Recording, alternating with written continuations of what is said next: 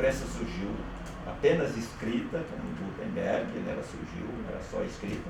Goiás, como o Brasil todo, tinha jornais políticos, partidários, então tinha o jornal do Caiado, tinha o jornal dos Bulhões, né, do Leopoldo de Bulhões, que foi anterior ao Caiado.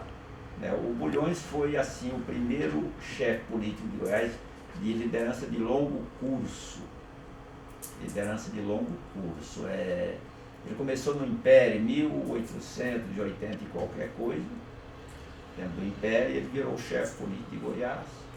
Então ele é quem indicava o presidente da província, né, era do bolso dele, e ele, Rio de Janeiro, né, claro, mais conforto, porque se ele fosse governador, estado muito carente, muita pressão, então ele botava alguém para cuidar disso e ia conviver num grande centro, o Rio de Janeiro. Era José Leopoldo de Bulhões Jardim. Os pais dele colocavam o nome dos filhos de tal forma que ficasse conhecendo pelos dois nomes do meio. Então, Leopoldo de Bulhões. Tem uma cidade aqui pertinho em homenagem a ele, com o nome dele. E foi ministro da Fazenda de 2 governos na República Velha, no começo do século passado. Ele foi ministro da Fazenda. E era muito competente, grande economista, tão competente que quando ele foi espinafrado de Goiás, foi defenestrado pelo Caiado, ele foi morar no Rio de Janeiro e acabou sendo prefeito de Petrópolis, certo? O Leopoldo de Bulhões. Então ele tinha o jornal dele, o irmão dele, José, era Antônio Félix de Bulhões Jardim, o poeta Félix de Bulhões, que era o Castro Alves de Goiás, era anti-escravagista. O Félix de Bulhões, ele infelizmente morreu um ano mais ou menos antes da libertação dos escravos, né? Ele era o editor do jornal do irmão dele, que era o chefe político na cidade de Goiás. Ele era o que escrevia o jornal lá em Goiás, certo? Aí tinha o dos Caiado e tal. Pedro Ludovico posteriormente fundou esse que eu falei em Rio Verde, né? Mas tinha outros, Goiás tinha, Catalão tinha jornal, e outras cidades tinham, antigamente tinha jornais, sabe? Bom, então tivemos essa imprensa partidária. E essa imprensa partidária, ela foi de uma forma ou de outra, já depois com matérias pagas, até hoje existe bastante, mas ainda hoje, agora já tem jornais que viraram empresa mesmo, né? A gente percebe assim, o Popular tem uma linha hoje, ela tem matéria hoje aí que desagrada o prefeito, tem matéria que desagrada o governador, sai com frequência. Mas antigamente não era assim. Eu não morava ainda em Goiânia, era menino na roça, mas quando o jornalista Haroldo Gurgel foi fuzilado, foi abatido na Praça do Bandeirante, onde depois veio a ser o Berg,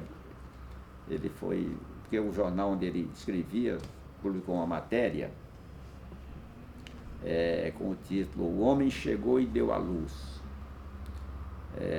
O chefe da companhia de energia da época sentiu uma dor de dente e mandou ligar a luz para o dentista atender a ele. Então, ele chegou e deu a luz. Para ele tinha luz, né? Então, o jornal publicou, o jornal pertencente aos irmãos Carneiro Vaz. E aí saíram para matar os Carneiro Vaz. Mas aí o cara trabalhava, um jovem jornalista, veio do Rio Grande do Norte para cá, tinha acabado de pouco tempo que estava aqui. Aí mataram ele na Praça do Bandeirante. Mas eu estou contando isso para vocês para acrescentar o seguinte: lá no Popular, isso eu tomei conhecimento depois, eu não morava aqui, mas conversando com velhos jornalistas, né? Lá no Popular, o que aconteceu, aquele crime, e aí o movimento, a multidão foi no rumo do Palácio protestar, porque normalmente não foi o governador que mandou, mas era gente dele, nomeado por ele e tal, e aí foram lá. E aí o seu Jaime Câmara, junto com o irmão dele, o Câmara Filho, disseram: coçou a cabeça, vamos lá no palácio ver como é que está a dona Gessina. Então a preocupação não foi em protestar contra a morte de um jornalista, não foi de procurar a família do jornalista para consolá-la, a preocupação foi a primeira-dama, como é que ela está lá, o palácio sendo cercado e tal. Então, isso é a imprensa daquele tempo. Então, eu estou citando isso para fazer justiça. E hoje o Popular está publicando matérias independentes aí, certo? Então a coisa vai melhorando. O mundo vai só melhorando, sabe? Vocês podem ter certeza disso. Não tem esse negócio de dizer que está piorando, não. Vai só melhorando.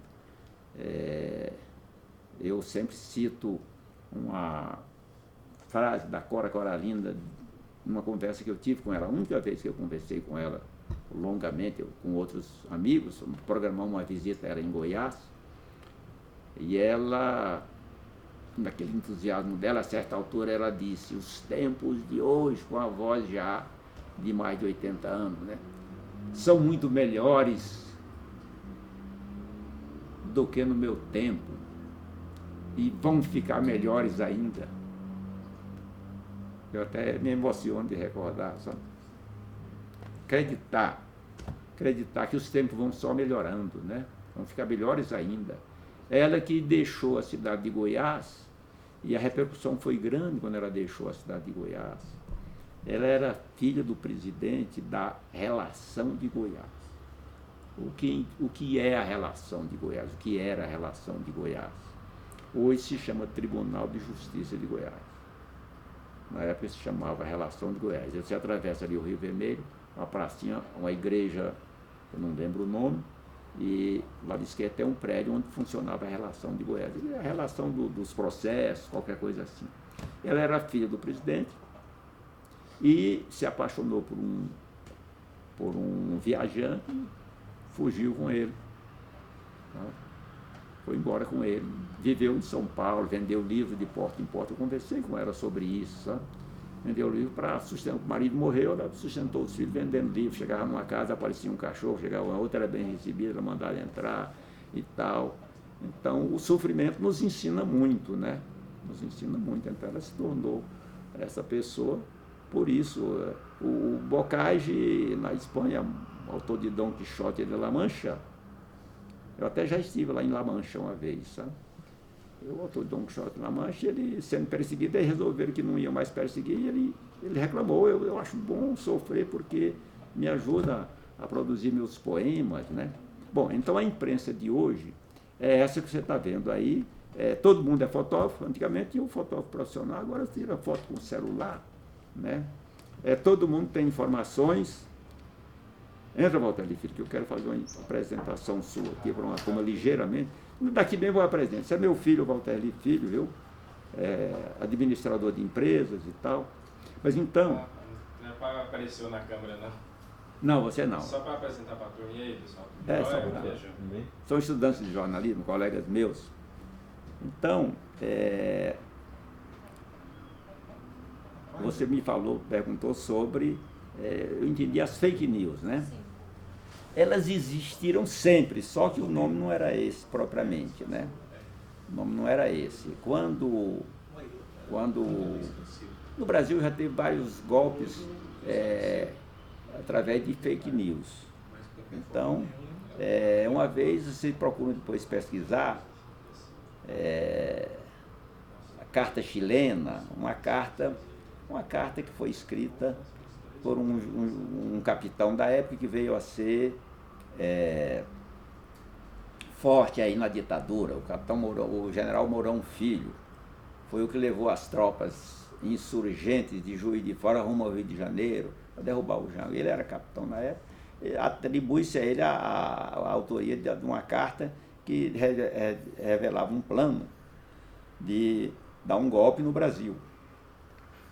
Isso aí ajudou o Getúlio Vargas, era tudo falso, mas ajudou o Getúlio Vargas a implantar o Estado Novo, chamado Estado Novo. O Estado Novo foi uma ditadura muito cruel e às vezes tem gente que diz que nem tanto, não foi tão cruel assim, porque o Lira Neto, no livro dele, sobre, não sei se é o Lira Neto ou o Hélio Gaspar, sobre a ditadura aí e tal, aí, sobre Getúlio Vargas, é o Lira Neto mesmo, Getúlio o nome do livro. Eu já li, são parece que 3 volumes.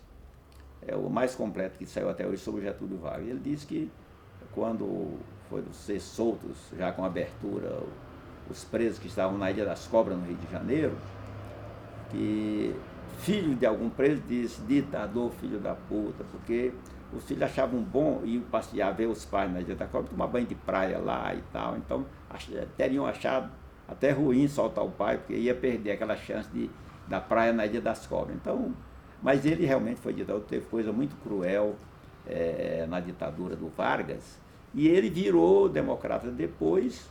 Ele era democrata, era um cara muito preparado, o Getúlio Vargas, ele estudou muito. Quando ele era estudante em Porto Alegre, o general Manuel Vargas, pai dele, mandava a mesada todo mês, início de mês, e ele gastava mais da metade da mesada comprando livros.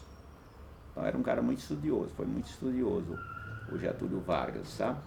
Então ele implantou a lei trabalhista e tal, o início da industrialização, ele era um estrategista, tanto que os Estados Unidos queriam implantar uma base aérea no ponto mais próximo da Europa. Aí escolheram Natal, no Rio Grande do Norte, e foi negociado com o Getúlio para construir essa base lá. Mas aí o Getúlio negociou em troca da tecnologia para montar Volta Redonda, o Brasil produzir aço, certo? Então ele tinha essas estratégias, né? E então em 50 ele se lançou novamente candidato, não foi fácil ele foi muito combatido. Os golpistas que de sempre, que eu falei para vocês, queriam prendê-lo depois de 45, depois da abertura. Ele foi eleito senador por vários estados, era possível se candidatar por vários estados. E ele foi eleito, por exemplo, por São Paulo e Rio Grande do Sul. E ele podia escolher o que ele queria representar. E, curiosamente, ele tinha feito a Revolução